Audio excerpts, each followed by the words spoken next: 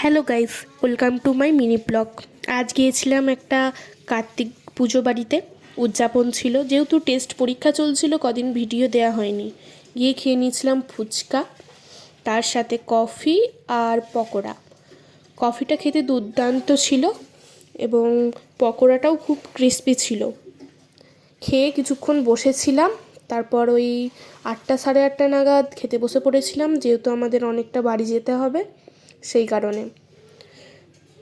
তো ফার্স্টেই দিয়ে দিয়েছিল ভেজিটেবিল চপ আর সস।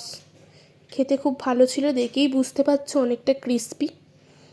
তো সেটা খেতে খেতে চলে এসেছিল নানপুরি আর পনির আর ছোলা দিয়ে একটা তরকারি। তো ওইটাও খেতে খুব সুন্দর ছিল, নানপুরটাও খুব সফট ছিল। তারপর চলে এসেছিল আলুর দম, কাশ্মীরি আলুর দম আর নানপুরি। ওটার সাথেও খুব খেতে দুর্দান্ত লাগছিল। যেহেতু কার্তিক পুজো বাড়ি, সেহেতু নিরামিষই সবটা।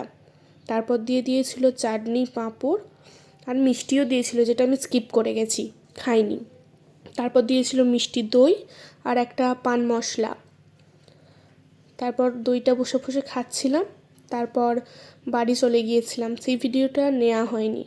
সো বাই, নেক্সট ভিডিওর জন্য লাইক করো, সাবস্ক্রাইব করো।